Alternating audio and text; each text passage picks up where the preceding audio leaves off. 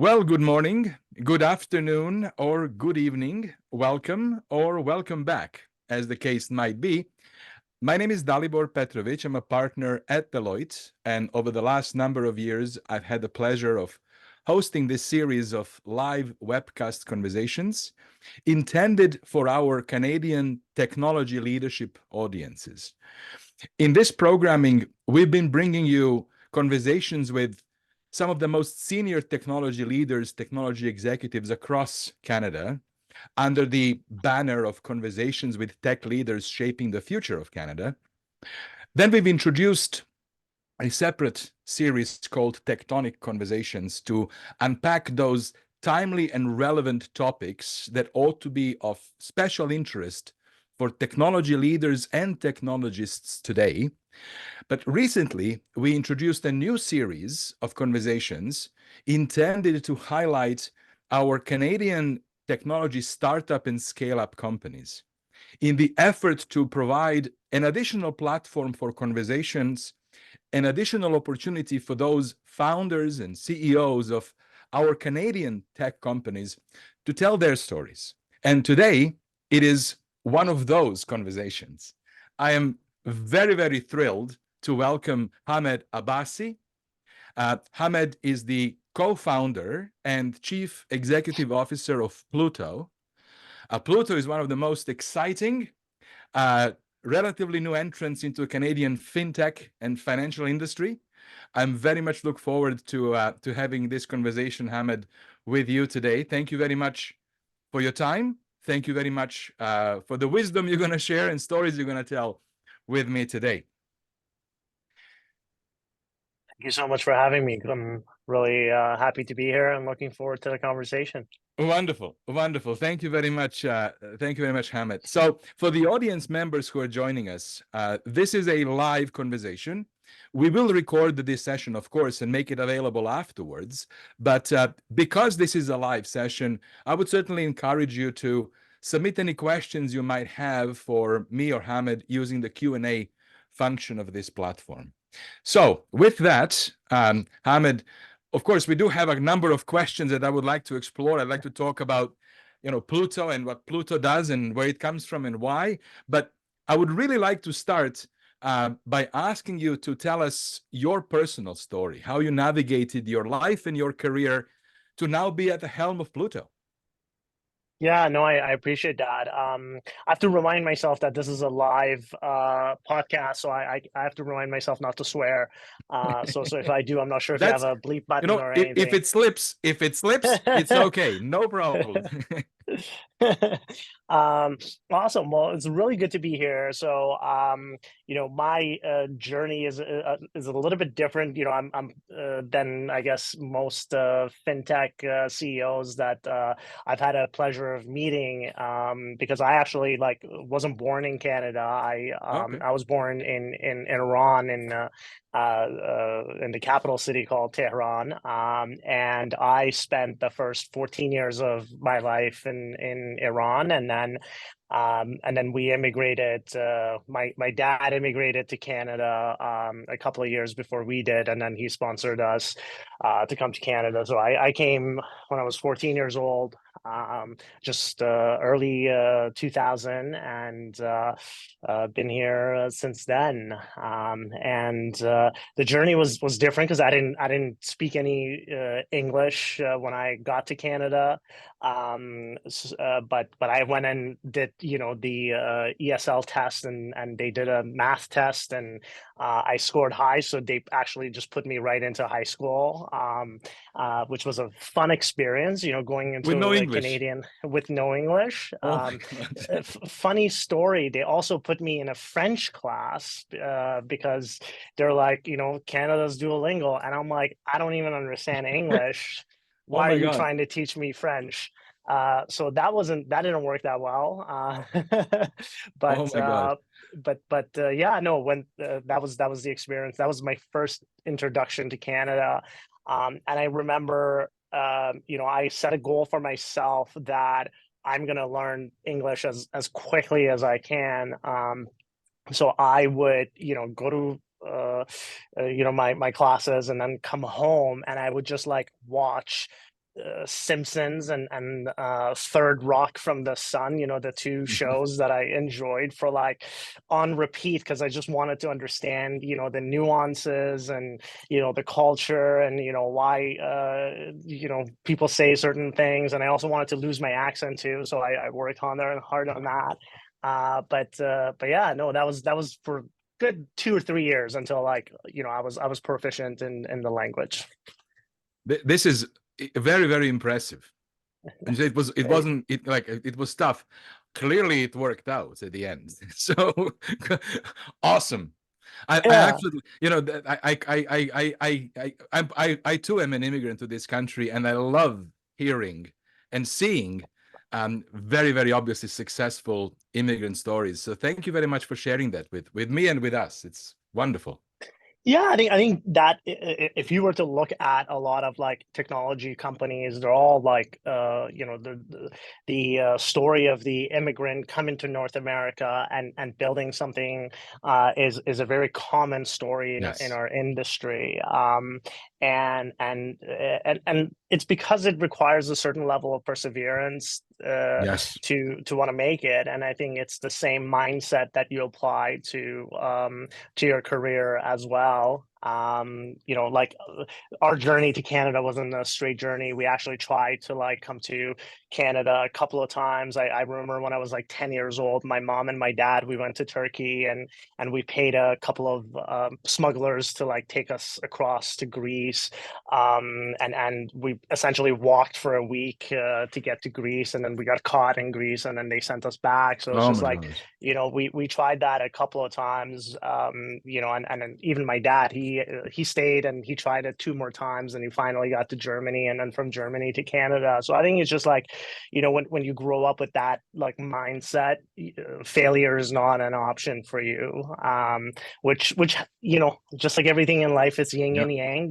That drive also has a negative side to it as well. But from a productivity level, I guess it's more positive. But Absolutely. yeah, Absolutely. Absolutely. So I agree with you 100%. It's resilience, it's focus, it's determination, it's willingness to work hard stubbornly and yeah. and you break through. Fantastic. I love it. So thank you very much for sharing that. So you finish high school and then then kind of what happened? Yeah, so I took a year off after high school because I just wanted to like I had no idea like what I wanted to do with my life. Like I didn't understand like how business worked, how Canadian system worked. So I decided to really pursue my passions, and I really enjoyed like building things and building products, and one of the things I enjoyed doing was building video games, and that Mm. was like a passion that I always had. So I actually like went to a design school. I went to Academy of Design where I studied the video game development and design, and during that time I met my co-founder Sergey in our first company, and there we started to build these games together. And I then I remember one of the last games that we built on our own. I sent it to 19 publishers. And for some of your like older listeners, there used to be an application called Real Player, where like we used back in the like early days of internet to like play any like MP3 files. So Yeah, yeah. Winamp and Real were like the two big players, and Real had this distribution arm called Real Games, and 19 publishers turned us down, but Real said, "Oh, we'll take this game." And it was the first time that I experienced, wow, you could actually build something and sell it, and somebody will Yeah. buy it, And make some money. and make some money. And that was like a profound experience for me. But we couldn't really get a lot. There was a lot of jobs in Toronto, like in video game industry. In this is 2009, Hmm. 2010. So I decided to I had an offer from Bank of Montreal. So I decided to like take that in their personal and commercial banking. So I joined Bank of Montreal for about a year and a half, and that's where I was like really exposed to small businesses. So a lot of Yeah. people ask me, how did you like decide to start Plooto? It's because I saw the problem firsthand Yeah. when I was at the bank. But during that time, we never gave up on our passion. We just kept building games. And while we were both working full time at different jobs, and one of the games actually took off, like this game that we had invested in. It was we invested like around 50K of our own money, of like all of our savings, and it ended up making just a bit over $1.2 million in like 3 months. And Wow. when that happened, like we were like, this is amazing. Like we're gonna live off of this for 10 years, let's let's go. And actually, so we both quit our jobs, and we went in early 2010. We started a gaming company called Vast Studios. We decided to build games, and this was during a transition that the whole gaming industry was going through, because if you remember back in the days, you had to buy CDs or Yeah, DVDs, and that's where like games came in. exactly. And Yeah. when iPhone was introduced in 2007, like everything moved over to apps, and digital distribution became really big. And then games and content, that whole model changed. It went completely from retail to fully digital distribution. Yeah. And that gave us the opportunity to really like take advantage of that tectonic shift that was happening in the market, because just two guys in their basement could build a game and then distribute it to a massive audience. So we took advantage of that in 2010, and then started the company, and we went on to produce many games, and we actually were acquired about 4.5 years later in 2014. A larger publisher reached out to us, and they had noticed all the games that we were building, so they ended up acquiring that company.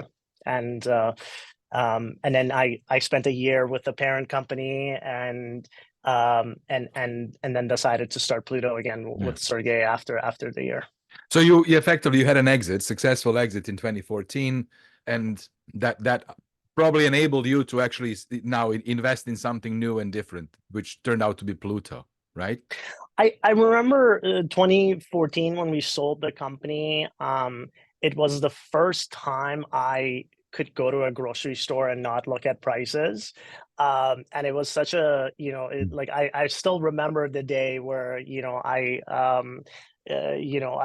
didn't have to worry about food prices, Yeah. which is for a lot of people, they may not understand that as a thing, but to me it was like such a relief that you could do Liberating, that. yeah. Yeah. So I It's think when that happened, it like gave us the confidence to be like, well, let's go build something that impacts the world more than games. Games are great, but one thing that you realize about building a gaming company, is that you actually stop playing games and you never have time to play games anymore. So so I yeah, went into it thinking, you're expected to start adulting yeah, as opposed to playing. because I Excellent. thought, oh, I'm going to play video games all day, and that's an amazing job to have. But then you realize, oh, you actually need to run a business. And one of the biggest pain points that I had was like, now I had to run the finances of our company, and I had Yeah. to work with our bookkeeper and the accountant to like do all the payables and receivables, and that was really the origin of Plooto, Yeah.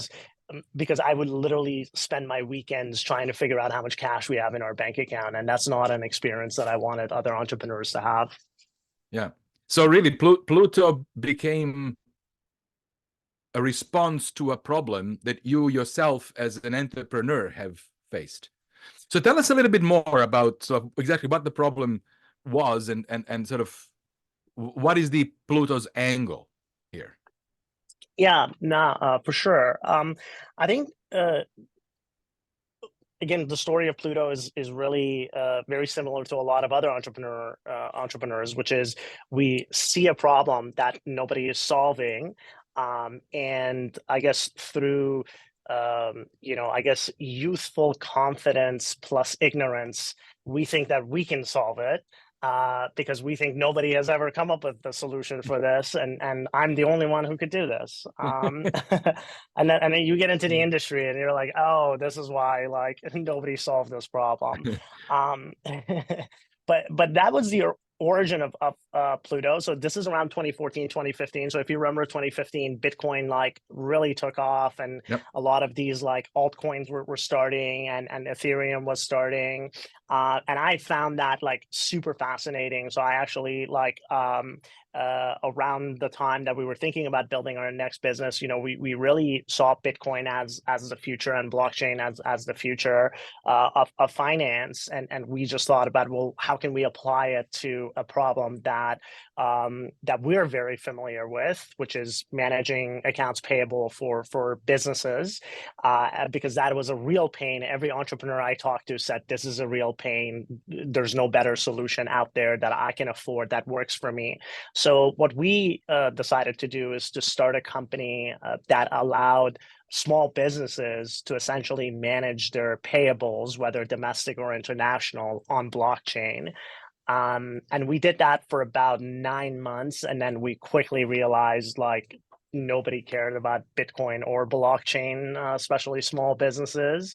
But the key lesson we learned is that they didn't care about the technology, like what was the underlying technology.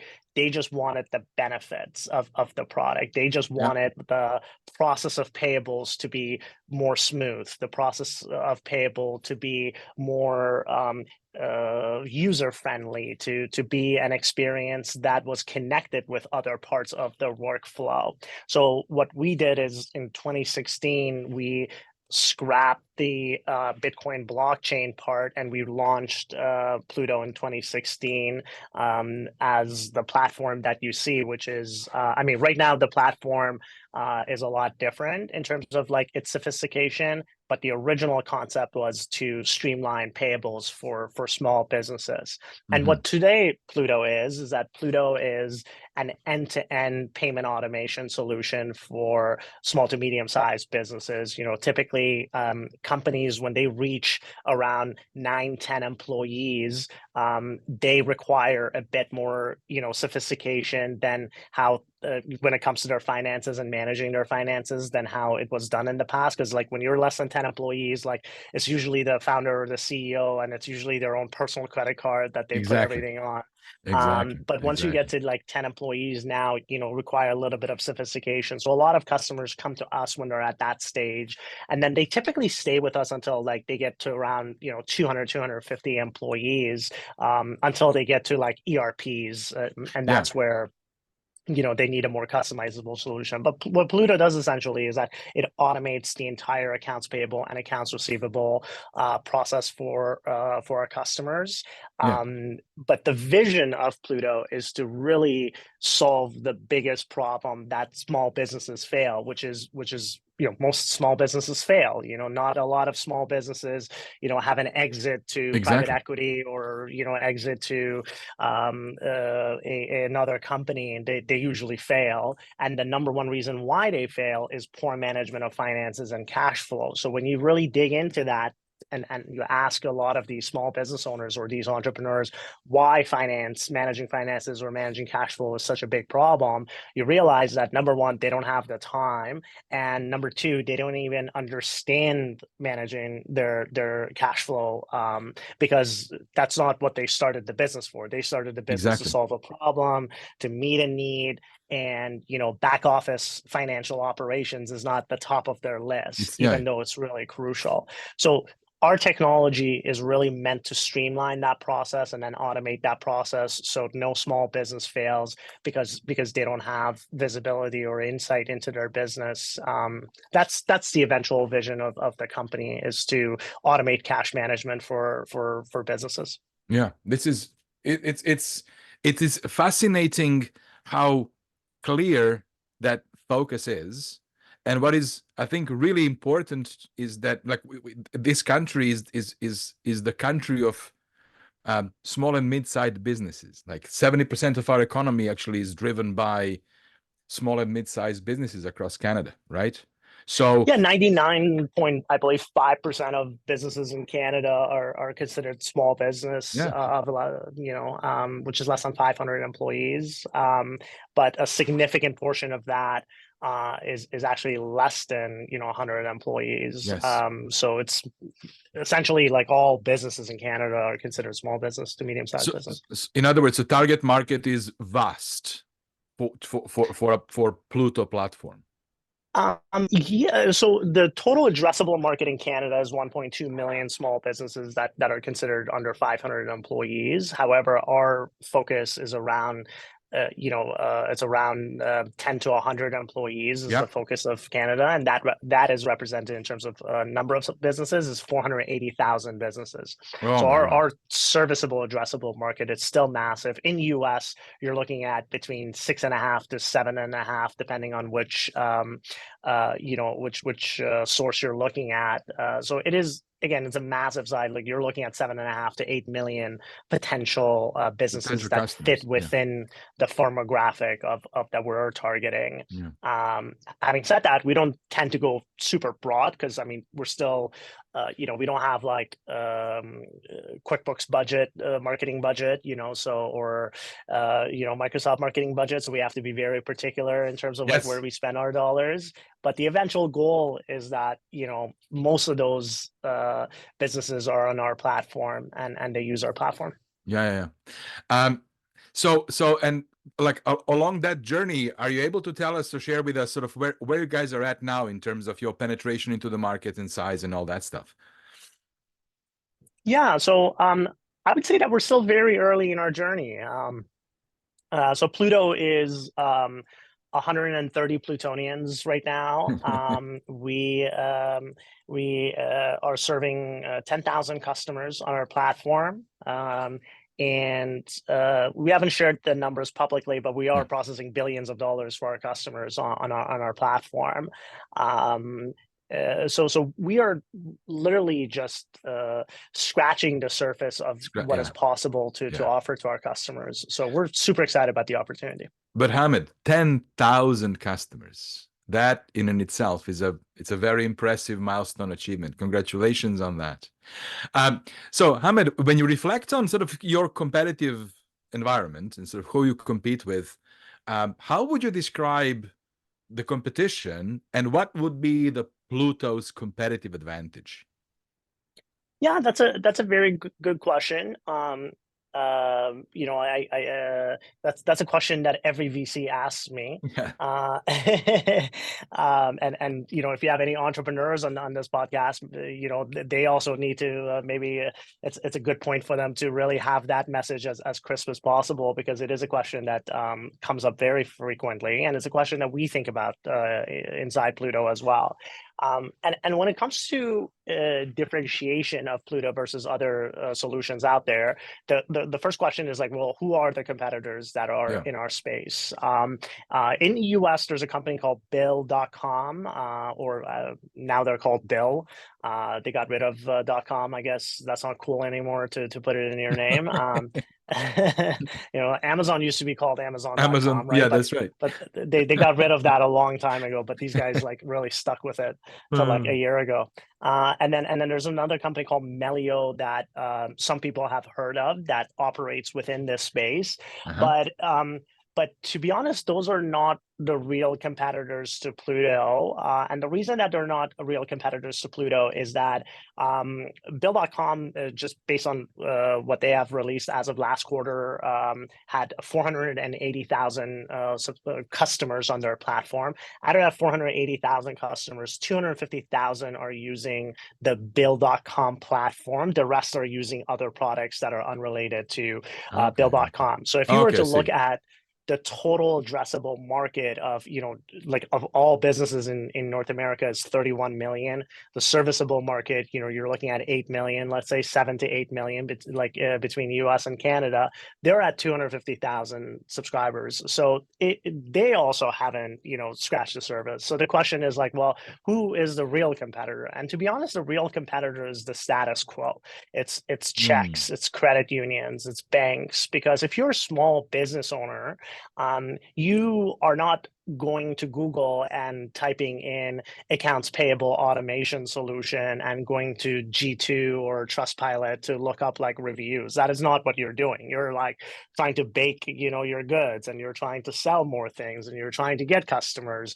And you don't have the time to look up these things. I actually went to, I love pizza a lot. I try to like have pizza at least once a week, or maybe like twice a week. Maybe I should stop, but I do love pizza, and I seek different pizza stores in Toronto, and I go to a lot of them. And the other one, I went to one in my neighborhood, and the owner was sitting at one of the tables writing checks and putting up the invoice, and like signing the invoice and I'm like, can I ask you something? I was like, why are you doing this? And they're like, well, this is how I pay things. And I'm like, I work at a company called Plooto. This is a problem we're solving. You should definitely check it out. And like, it just blew his mind that a solution like this was available, because he thought that the only way that he could solve that problem is to go to his bank and get a checkbook from the bank, and then start writing checks to every single supplier out there. And just like, so to me, that market awareness is the biggest problem for a lot of small businesses, to know that there is solutions out there. So and that's I would say the biggest competitor that we have out there. In terms of how we really try to solve that problem, or how we have built our product, or what is our competitive advantage as a company, is twofold. Number one of the key things that we understood about our customers early on is that they don't really care about payments. Payments is not the problem that we're trying to solve, because everybody does payments, right? Like, the million payment companies out there. The problem that we solve for our customers is actually a workflow problem. Because if you really think about accounts payable, people think accounts payable is just me processing a payment, but it's not. You first get the invoice, you have to enter the invoice, you have to extract that data from the invoice, create a payable. You then have to like do the payment processing part, and then you have to reconcile that back to your accounting software. And if you do that both for payables and receivables, and you do it correctly, then you can have proper financials that you can actually see how your business is doing. So that process is really broken, and that process is really fragmented. So the number one biggest differentiator of Plooto is that Plooto automates that entire AP and AR process from the moment you receive an invoice or a bill that has to go out, all the way to reconciliation with your accounting software. Plooto does all of that for you. So, I used to do our invoices like in my first company. It used to take me, from the moment I got it and I had to enter it to finish it. Like, I timed myself one day. It was like around 12 minutes per invoice if you have to like log into your bank and say I want to pay this one and this one. Whereas with Plooto now, that takes like 2 seconds, because the moment you get the invoice, it automatically extracts all that data, pushes it to your accounting software, processes the payment, and then reconciles it back. And it also like allows your team to have access, so you have approvals and audit trail and everything built in, so then it can also expand with your business as your business is growing. So automating the AP and AR is like our number one biggest differentiator, is because previous solutions were single serve, whereas Plooto is end to end. And then number two is the fact that we have built the solution at a cost that small businesses can afford. I was Because going if to you ask were you that. to Yeah. if you were to look at some of the other solutions that are out there that are geared towards enterprise, they cost tens of thousands of dollars per month to operate, and a small business cannot afford that, No, right? of course. So we embraced a product development methodology called product-led growth, meaning that we don't have salespeople at Plooto. It's the product sells itself and converts the customer. So because of that, our cost of acquiring a customer is much lower than some of the other players, and then that allows us to pass the saving back to the customer, which I guess the results speak for themselves. That certainly helps. And just for my clarity, so how do you actually what is your revenue model? Is it subscription, monthly, per user? Is it per transaction? Are there options? How does that look? That's another big lesson we learn. I'm actually coming up to my this April is going to be 9 years in Plooto. So it took us about 3 years to get to product market fit, to actually figure out what it is that customers wanted. So let's say 5 years of like key learnings. So one of the things that we learned with our customers around pricing is that businesses go through a different journey, like just like people. Yep. Like Yep. we're born, we grow up, we get married, we have kids, and then eventually pass away, or join the simulation or whatever. And Exactly. companies are the same thing, right? Companies, they go through their stages, and one of the things that we learn is that as companies go through that process, the complexity of the business increases, and those businesses are willing to pay more. But it doesn't make any sense to charge two people in their basement the same price that I'm charging a company that has 200 employees. Exactly. So what we've done is that we have two pricing model. We have a subscription, which enables the platform for you and your team, and we charge on a per entity basis. So we don't charge on per user, because again, like, we want everybody in the company to adopt it. And one of the things we realize is that when you charge per user, people start sharing credentials, and that defeats the whole purpose of having proper controls in place, which is one of the value props of Plooto, is having Yeah. like good controls in your organization. So we charge per entity for our smaller businesses, and then we charge on usage as well. So if you send a few payments, you only pay a few dollars. But if you send a lot of payments and you need more sophistication and you need controls, then we charge more for that. And that allows you to not have to worry about price being a barrier to adopting a cloud-based solution for your financial management. But then as you grow and you have more sophistication in your business, then you already have a tool that expands with you, and you're willing to pay for it. So we use subscription plus usage as the way we As the monetize our model. product. And if a client wants to get on the Plooto platform, obviously it's a SaaS solution offered through cloud, encrypted, safe. Is there an element of the actual project implementation or configuration that comes first? Do you use SIs to deploy, or is it truly as simple as somebody opening the account and setting themselves up and off they go with minimum to no cost to get onto the platform? Yeah, it actually, like, if you have all of our, I mean, the biggest part of onboarding for us is actually like KYC, so know your customer, and AML, which is anti-money laundering regulation that we have to adhere to. So we have to actually identify who you are, who's using the platform. Yeah, yeah, And those are things that we just can't get around. Those are just yeah. regulation that we have to comply with. But if we didn't have a requirement for AML or KYC, you could be up and ready within probably 2 minutes on Plooto. So Plooto is meant to be deployed as quickly as possible in your organization, and is as simple as just creating a profile and connecting your bank and connecting your accounting software, and you're good to go. And then you Yeah. add your teams and you're good to go. So there's no deployment required. Everything's meant to be self-serve, and that took us a long time to figure out.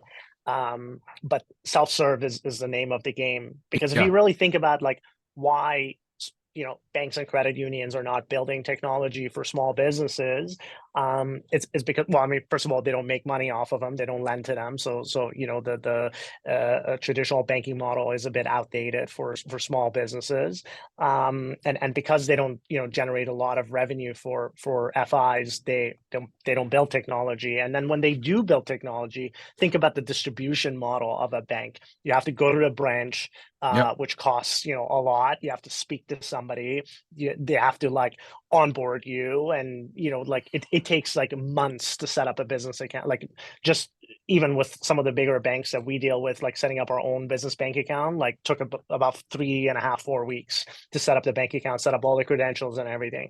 Mm. So that model, it will not allow you to build technology for small businesses, whereas with us, I believe that we've solved that problem. Yeah, yeah, yeah. So it's frictionless.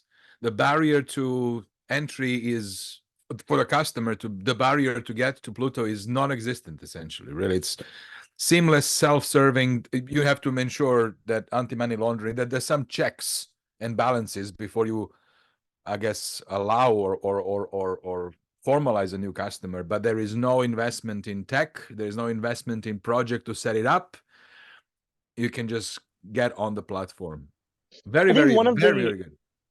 one of the key when you introduce a new technology, you have to overcome an existing mental barrier to what you're Yeah. replacing.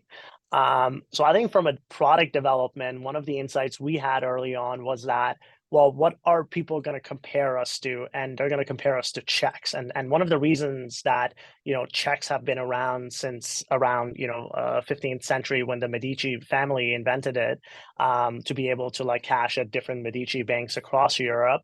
And it's been around since then and doesn't go away, is because a check, you just put the amount and you put the name of the person, and then you're like, somebody else deal with this. Yeah. So it has a UI and UX that is extremely easy. So we are competing with that. So one of the key insights for us is that we have to replicate the check experience of just, you write it and then you forget about it. Yeah. Which is like the problem we had early on with Plooto, because we were like selling the technology. We were saying this is Bitcoin and blockchain and this is the future, and like we realized like they didn't care because they Mm. just wanted to put a name on a payment and send it out. Yeah, yeah, very, very neat. We're getting some audience questions, and there's a question here that asks about self-serve onboarding. I said it took us some time to figure it out. Any particular sort of resources that you may have found that were useful, or was this literally just your hard-earned life experience on how to figure out the effective, elegant self-serve onboarding for your customers? I wish I could take credit for PLG methodology, but like we didn't invent that. There is a venture capital firm called OpenView, which actually they closed down very recently.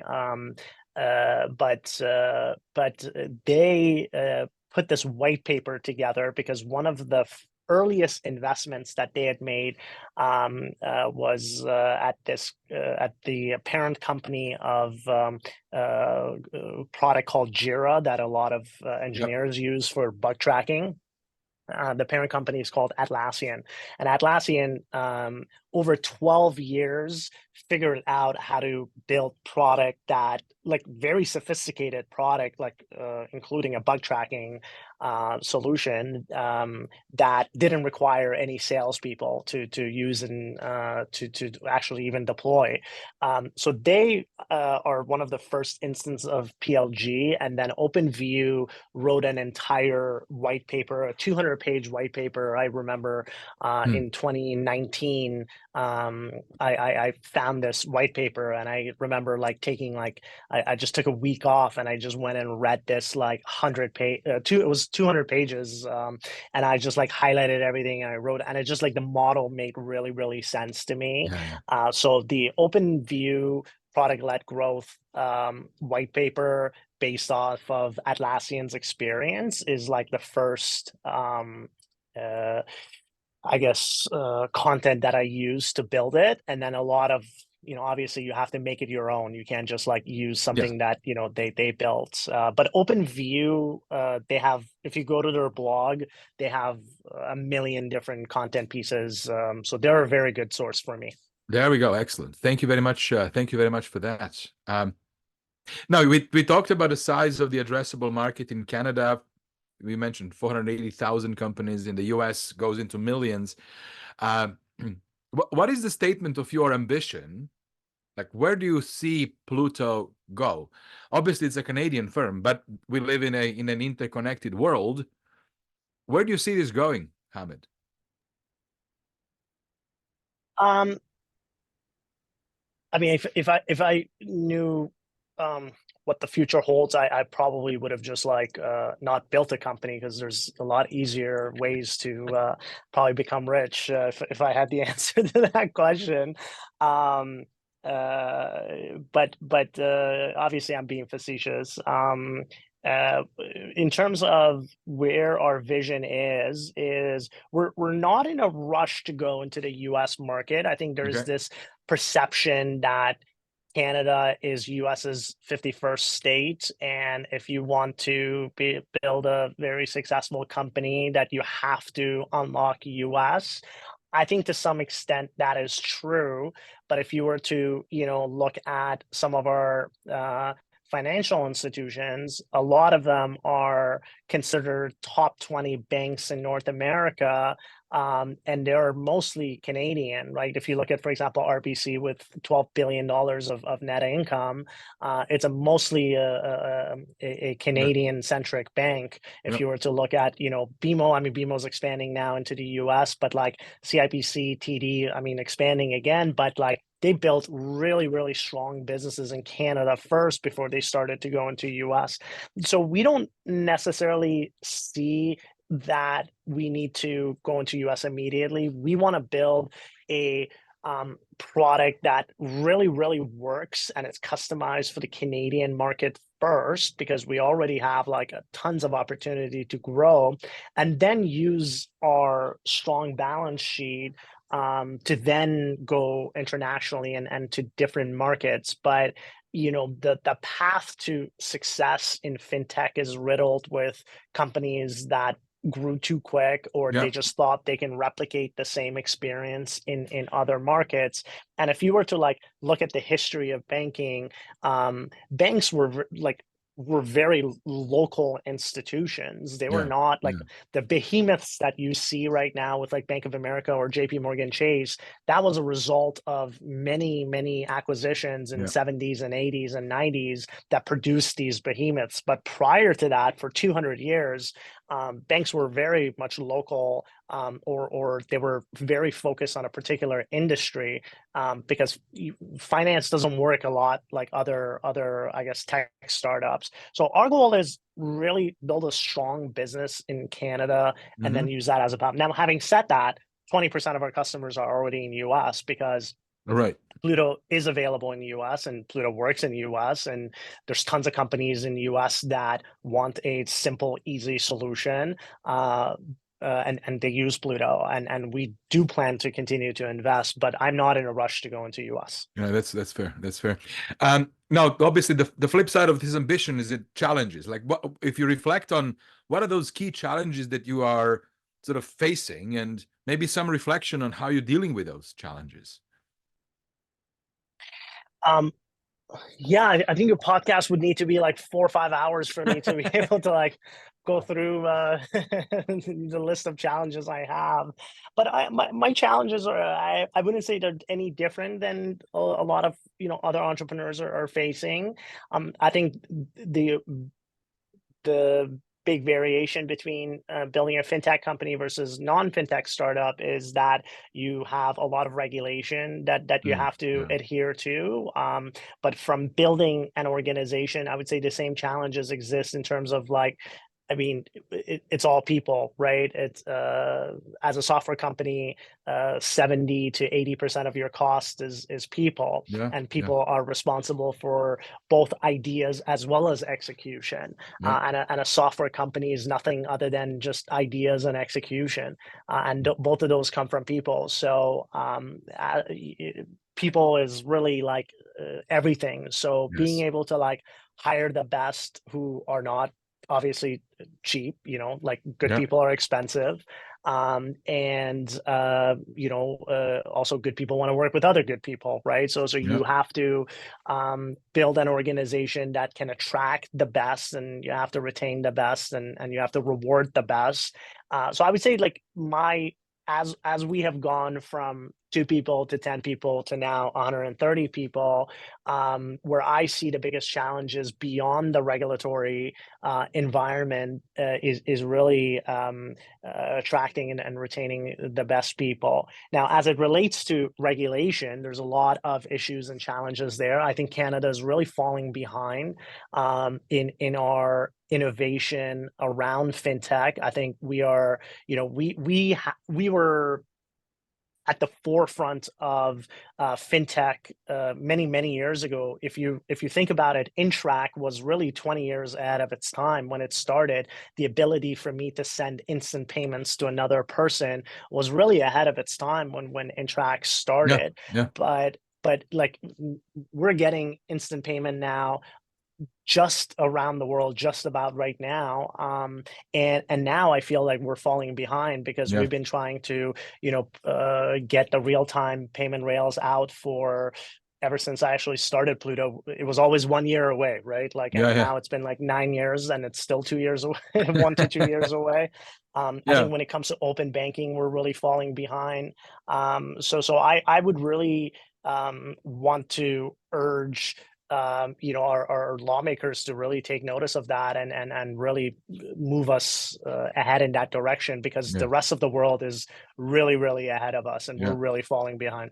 Well, that's where I wanted to go next. I mean, obviously, you are an entrepreneur at heart. You have uh, two successful companies that you were involved with.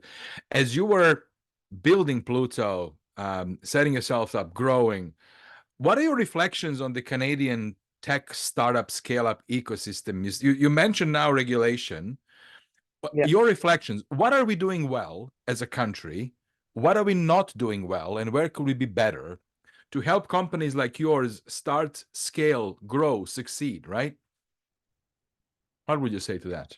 Yeah, it that's a very good question. I think our just like everything in life, there's yin and yang, right? Like life is not black and white, it's always gray. Yeah. So we have positives, which are great, but those positives are also negatives, right? Mm, And what I would say is that one thing that has really helped Pluto, and as I think about my journey, is that I don't think Pluto could have like been successful in the Valley if I were to, start like if I had started Pluto in the Valley. I think we would have probably shut down many years ago, because in the Valley you essentially need to be successful within a year or two, or everyone's on to the next idea, mm, to the next hot thing. Whereas with fintech, it takes a long time to figure out the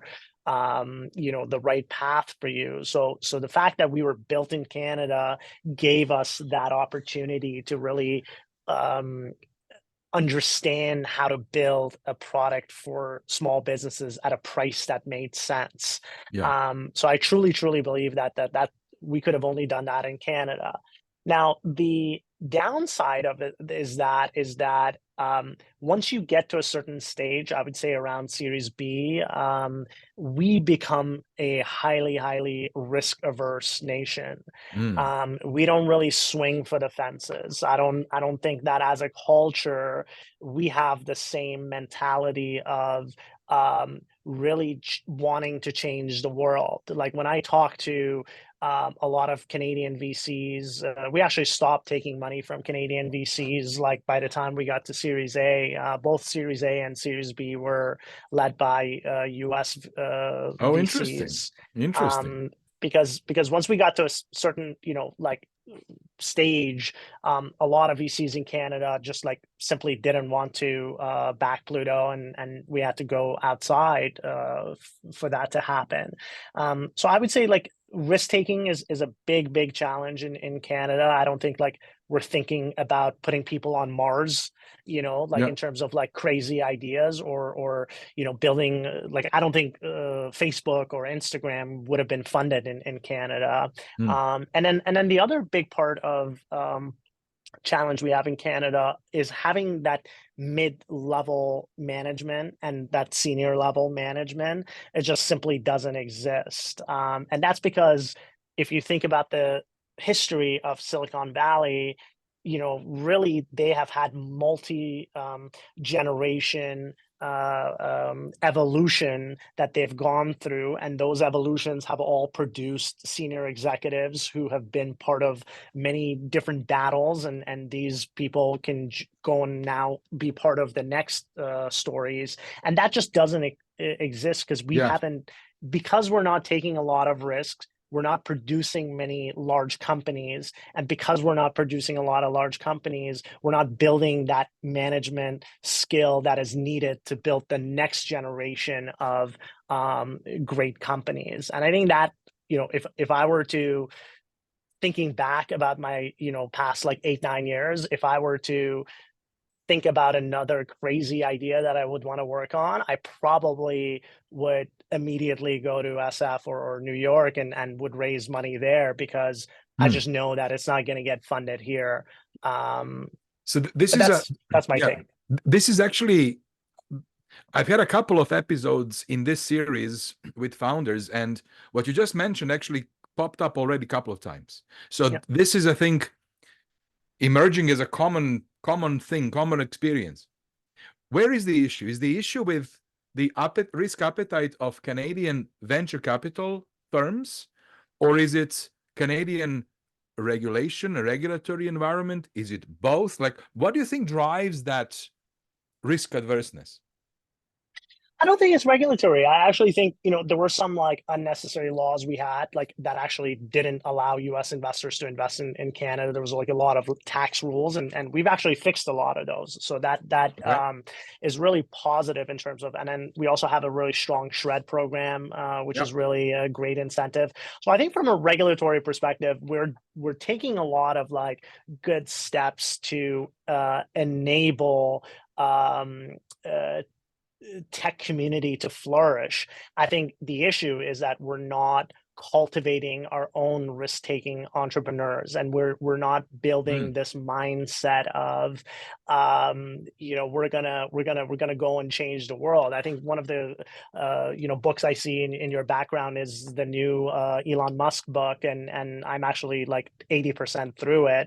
And one thing you realize in that book, which is, not only Elon works 24/7, he also expects the team to work 24/7, because they're trying to put a man on, or a person on Mars, and that is a mission that would never get funded in Canada, because it just, we don't have that like mindset to cultivate those type of ideas and then support those ideas.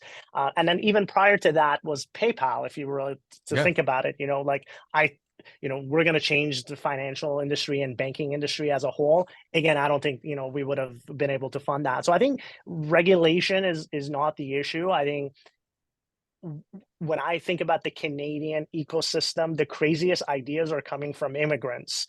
The biggest, Mm. most ambitious ideas are coming from immigrants, because we're willing to take like those risks, because Take the risks. our Yeah. lives are like associated with it. And I think we need obviously more whether it's Toby at Shopify, who I believe he's from Germany, and or if you look at Martin from Apply Board, who's another fellow Iranian, that have built like massive companies in Canada. I think it's a bit of mindset, right? It Yeah, is a it's a mindset mindset, thing. and then funders from Canada also are equally risk adverse, I guess, and that's the issue, right? And it's also, like when I hire people, I'll tell you the difference, like in terms of like hiring Canada versus US. In US, a lot of people ask me for equity, and they want as much equity in the company as possible. In Canada, most people ask for cash, and they want like zero to no equity, which to me it makes no sense, because you don't get rich on a paycheck. You do financially well on the eventual outcome of the organization, which is Yes. your equity. So I think in US they have been trained, again, because of those like iterations, and because of those evolutionary loops that a lot of tech companies have gone through. Like talent in US knows that equity is valuable, and if I work extremely hard and I take risks and I push really, really hard with fellow people around me, then we're going to do something amazing. Whereas in Canada, I think people negotiate their salary first and then equity. Such a very telling sign. That's a wonderful, wonderful comment and such a telling sign. Um, Excellent, excellent. So we are coming to the last few minutes of our time. I wanted to ask you a couple of questions came through the audience. One question, I'm not sure if you are able to answer this, but there was a question that came in about who is the primary regulator of Plooto in Canada? Um, this is one of the other Oh, there are ridiculous more. things in Canada. I wish there was here. It's not as bad as US, because Okay. US, every state has its own regulator, which is an absolute nightmare to deal with. Whereas in Canada, FinTrack is like the governing body right now. However, we now have a Retail Payment Act that now puts it under, Bank of Canada as well. So now we are starting to get like a little bit duplicative with our regulations in Canada around payments and money movement, which I believe is unnecessary. I think there should be one federal organization that everybody Yeah. should be governed by, versus having two or three. But right now, FinTrack for many years was, but now we're adding a new entity as well. Yeah, that's fair. Thanks for that. One other question came. Actually, this question was, I think, triggered by your comment on blockchain that you initially thought that was going to be the thing, and then after 2 or 3 years, you walked away from that as a sort of technology at that time that had potential. Are there any other cool emerging technologies that you are now investigating, deploying, adopting to further advance Plooto's platform, and what those might be? I always feel bad, talking to listeners at Deloitte about my experience with blockchain, because I know that Deloitte invests in a lot of blockchain, technology, and then you guys have like a lot of resources dedicated to it. And if you are working in that group, don't take my word. That was just my experience. You should continue to, work on what you believe is going to change the world. And we do need these large ideas that are going to change the world. So please don't take my experience with payments for small businesses as commentary on the blockchain in general. I actually believe that blockchain has a lot of value. Yeah. I think some of the underlying technology needs to be more efficient. But I think, do I want to live in a world where every asset is trackable and every asset can be accessed in seconds? Absolutely. And I think that's the true power of it. In terms of, will Plooto integrate blockchain or Bitcoin or altcoins or whatever, in the future? I don't think blockchain is on our roadmap. I think our focus is a lot more on AI and utilizing AI for insights. Because one of the things that we realize is, going back to our original vision of wanting to automate cash management. One thing that we realize is that a lot of small business owners don't even know what questions to ask about their business. So one of the exciting things about AI is that it can look at very large data sets and actually provide you insights that you didn't even know existed. And we find applications like that really interesting when it comes to managing your finances. So I would say, if I were to bet in terms of what's going to be the future of AI, I'm a strong believer of AI and how it can be utilized to offer real-time insights about your business in the future. And I think that's really the future. Fantastic. So, Hamed, we are right on time. I want to thank you very much for your time. I want to congratulate you and Sergey on your continued success. I really appreciate you sharing your story and sharing the story of Plooto. And for our audiences, next Wednesday, next week, we will be unpacking the episode 2 of Deloitte Tech Trends. And I will have the pleasure to welcome back our global chief futurist, Mike Bechtel, who will be joining us virtually from Chicago.